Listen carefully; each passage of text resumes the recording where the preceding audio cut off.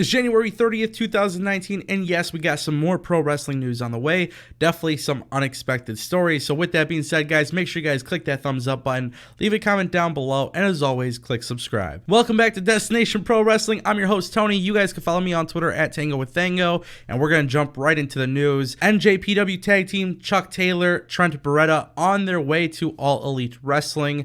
And this is a very interesting scenario because if you guys haven't heard by now, there is definitely a little bit of drama in this situation. It's been reported by Dave Meltzer that they actually verbally agreed to re-signing with New Japan Pro Wrestling, but then decided to go the opposite way and go and sign with AEW. Now, what's really interesting about this is because obviously a verbal commitment does not actually mean anything unless you get it on paper. So that's exactly what happened here. Meltzer had reported that Chuck Taylor and Trent Beretta verbally committed to New Japan that they would re-sign. Obviously, AEW became a big thing. Now they have the money, they're making offers, and it sounds like this is going to be a situation where NJPW is just screwed. Now, for those who don't know, Trent Beretta is a former WWE superstar who left WWE, got released, and ended up doing his own thing on the independent scene, and then started teaming with Chuck Taylor, which they ended up doing some pretty cool things together on the independent scene, and then obviously going to New Japan. Now, what's actually really interesting about this scenario right now is that AEW is signing them, and most interesting about this situation is whether or not these guys are going to AEW as a tag team or single stars. Now, I'm going to say more than likely they are going as a tag team, which makes a lot of sense, but I'm not sure if I'm actually in huge favor of this signing. And it has nothing to really do with these two guys' skill, but just more so about the value that their name provides to AEW. If you're a new pro wrestling company like All Elite Wrestling and you have a billionaire backing your brand and they are backing everything, right? If this Khan family is throwing money at the wall, part of me thinks that, with these first few announcements of signing talent, you're going to announce some big names. Now, I understand WWE does have a lot of big name superstars on their roster in developmental, but at the end of the day, it's still 2019. There's a lot of big names out there that are still on the market. I thought maybe AEW would come out with a little bit of a bang and start signing guys with a little bit more value, a little bit more star power.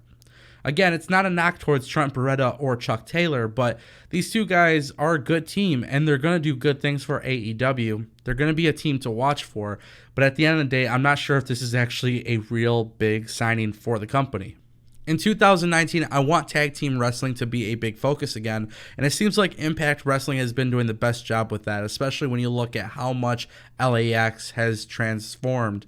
And it seems like WWE is trying to now get back into that mojo where they start pushing tag teams again, but WWE doesn't give it a lot of focus. Obviously, AEW should be giving it a lot of focus, especially when two of the executive vice presidents basically are the hottest tag team of all time. And that's up for debate. So let me know what you guys think about that statement. But it's true, guys. AEW needs to be focusing on all their talent. And this is a pretty big deal that they're going to be signing a tag team like this. It's a pretty big deal that they're leaving New Japan to go to AEW. So what I want to see is just how things are handled going forward. I don't think Chuck Taylor is the biggest name, nor do I think Trent Beretta is the biggest name, but they are a good tag team, and maybe this is the platform where they truly become a big-name duo. In other news for the day, Daniel Bryan did reveal his hemp-designed WWE Championship belt last night on SmackDown Live. By now, you've probably seen the design. By now, you've probably heard of it or seen it on DVR. Maybe you watched SmackDown Live. But guys, this is the new belt. We kind of talked about this previously on the channel months ago, that WWE was planning on revealing new title belts, and it did actually happen. Daniel Bryan did reveal this new belt, and I just kind of want to share some of my thoughts before we jump into the final story today. I absolutely dislike this belt a lot. I really don't care for this belt. But I'm glad that WWE is doing something ambitious here. I'm glad that they're doing something different. I'm glad that they're coming up with something that's totally out of the realm of what we've seen before. And I got to admit, I'm going to eat my words here. Daniel Bryan is actually doing a really good job as a heel. Now he's introduced Eric Rowan to the team. I'm putting myself in a position where I'm just biting my words. Daniel Bryan, I said that the heel turn was ridiculous. I thought it was a dumb idea, but if you guys watch SmackDown Live, this heel turn is basically bringing out a lot in the WWE Championship picture. Now we see Mustafa Ali, Jeff Hardy, Randy Orton, Samoa Joe, AJ Styles. Like, all these guys are involved for the title, and that's really sweet. And that's because Daniel Bryan is a heel now. So this is the new belt. It's a very, very interesting design. I don't have any plans to buy the replica myself. Maybe if you guys want to buy it for me, I'll take it and put it on the wall or something. But other than that, that's the new belt. It totally fits Daniel Bryan's gimmick. And if he holds on to that belt past WrestleMania, I don't know, this might be a real thing. But WWE 2K20, make sure you guys get that belt in the game. We gotta have that belt in the game for sure. Okay, and for the final story of the day, pretty big story. Hideo Itami requested his release from WWE, and WWE announced that they granted his release as well. This is a really, really interesting move by WWE, because this is a point in time where it's been reported that WWE will not let go of their talent.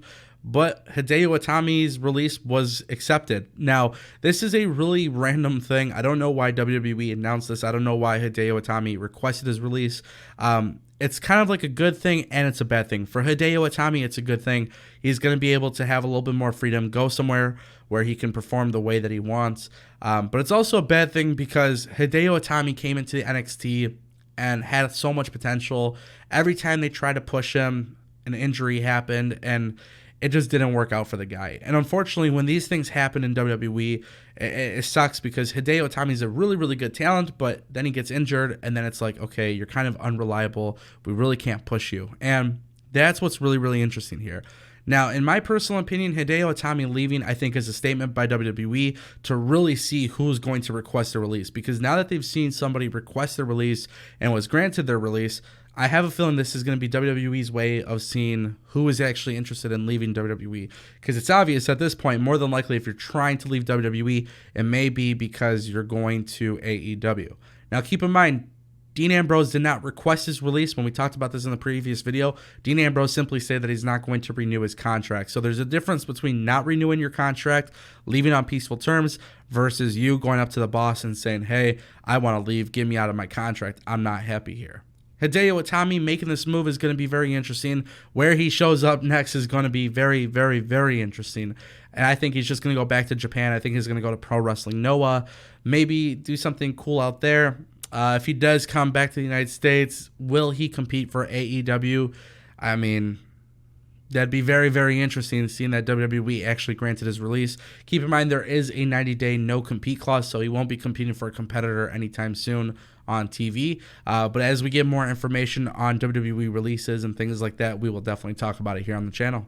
And that's pretty much all that we have for today's video. So if you guys want to support Destination Pro Wrestling, make sure you guys click that like button, leave a comment down below, and as always, click subscribe. You have reached your destination.